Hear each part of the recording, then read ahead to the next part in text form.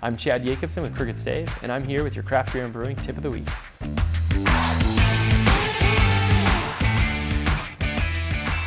Oats, spelt, rye, they're going to play differently with the different Brettanomyces yeast strains. We like to choose our Brettanomyces yeast strain to try to have a little bit more mouthfeel, something that has to do with the fermentation compounds that are produced during fermentation, and we use those to accentuate mouthfeel.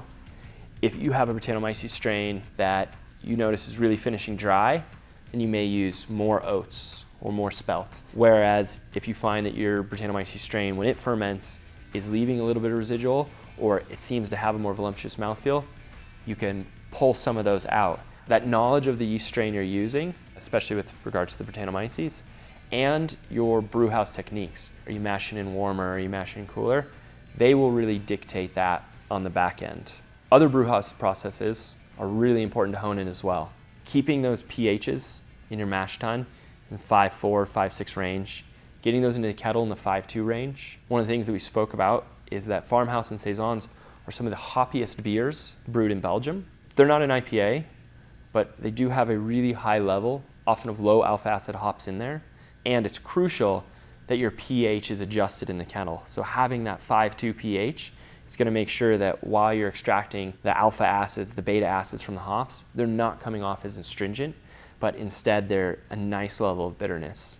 That's one of the ways that Farmhouse and Saisons, when using Brett and even bacteria, don't get as tart or as sour as wild beers. A big distinguisher in the brew house, while your malts might be the same, is what are the IBUs going into the beer?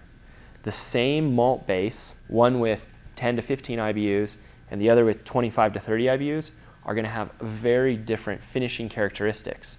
One is going to be able to be quite tart, quite sour, while the other one is really going to do a good job staving off the bacteria, and it's going to take on more of that Brettanomyces characteristic. Sometimes that might be the distinguishing factor in a farmhouse saison versus a wild beer. It may be the amount of IBUs and the amount of hops that go into that beer.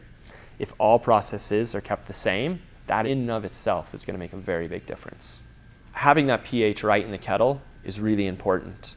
We know with lambic that they're doing 3-4 hour boils. They're using aged hops as high as 1 pound per barrel. But the difference is those aged hops have very little to almost no alpha acid content and some beta acid content. That's why those beers are still developing the acidity that they have. In this whole process, where we go from farmhouse saison to wild, there can be sometimes just small little nuances. A lot of the magic is what happens in the barrels with the fermentation, with the Brettanomyces, with the bacteria. That's where the creativity of the brewer really shows, really comes out. If you want to learn more about brewing farmhouse style beers with Brettanomyces, click the link below.